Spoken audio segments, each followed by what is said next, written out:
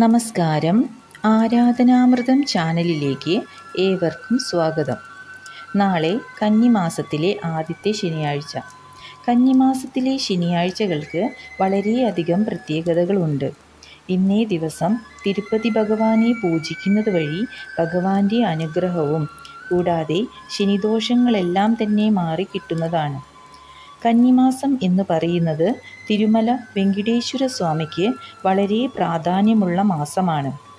ഈ മാസത്തെ പുരുട്ടാസി മാസം എന്നും പറയുന്നു. വൈകുണ്ഠത്തിൽ നിന്ന് വിഷ്ണു ഭഗവാൻ തിരുപ്പതിയിൽ അവതരിച്ചത് ഈ പുരുട്ടാസി മാസത്തിലെ ശനിയാഴ്ചയായിരുന്നു എന്ന് ഒരു വിശ്വാസമുണ്ട്.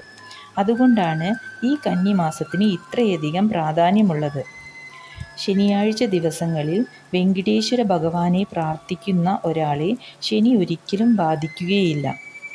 ഏഴര ശനി, കണ്ടകശനി, അഷ്ടമശനി ഇങ്ങനെയുള്ള ശനിദോഷങ്ങൾ കൊണ്ട് കഷ്ടപ്പെടുന്നവരാണ് നിങ്ങളെങ്കിൽ ഈ കന്നിമാസത്തിലെ 4 ശനിയാഴ്ചയിലും വ്രതമെടുത്ത് വെങ്കിടേശ്വര സ്വാമിയെ പ്രാർത്ഥിക്കുന്നത് വഴി ശനിദോഷങ്ങളിൽ നിന്ന് മുക്തി നേടാവുന്നതാണ്.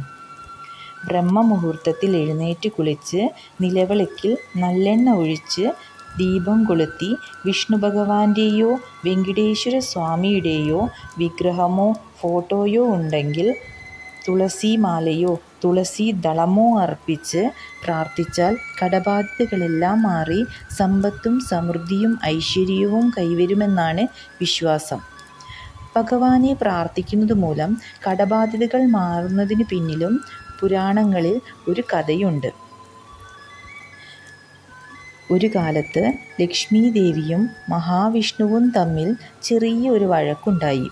ലക്ഷ്മി ദേവി കോപത്തോടെ വൈകുണ്ഠം വിട്ട് ഭൂമിയിൽ വന്നു. ഭഗവാൻ വിഷ്ണു ഏറെ വിഷണ്ണനായി ദേവിയെ തിരിച്ചു കൊണ്ടുവരാൻ ഭൂമിയിൽ വന്ന് തിരുമലയിൽ വാസമെടുത്തു. ഭൂമാതാവും വാരാഹി സ്വാമിയും ചേർന്ന് ഭഗവാനെ വലിയ ആദരവോടുകൂടി സ്വീകരിച്ചു.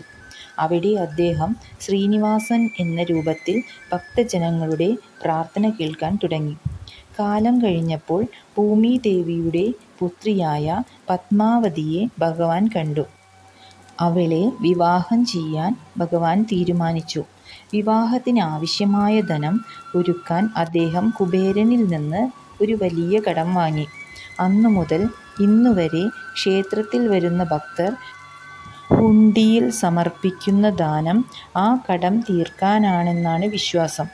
അതുകൊണ്ട് തന്നെ വെങ്കിടേശ്വര ഭഗവാനെ കടബാധ്യതകൾ അകറ്റുന്ന ദേവൻ എന്നും വിളിക്കുന്നു. ഭക്തിപൂർവം വെങ്കിടേശ്വര സ്വാമിയെ പ്രാർത്ഥിക്കുന്നവർക്ക് ഒരിക്കലും ദാരിദ്ര്യ ദുഃഖം ഉണ്ടാവുകയില്ല എന്നുള്ളത് അനുഭവസ്ഥമാണ്.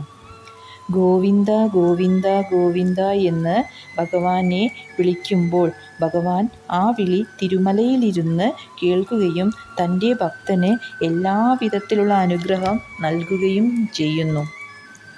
അതിനാൽ എല്ലാവരും നാളത്തെ ദിവസം വെങ്കിടേശ്വര സ്വാമിയെ പ്രാർത്ഥിച്ചാൽ ജീവിതത്തിലെ എല്ലാ ബാധ്യതകളും മാറി സന്തോഷവും സമൃദ്ധിയും നിറഞ്ഞ ഒരു ജീവിതം നമുക്ക് ലഭിക്കുന്നതാണ്.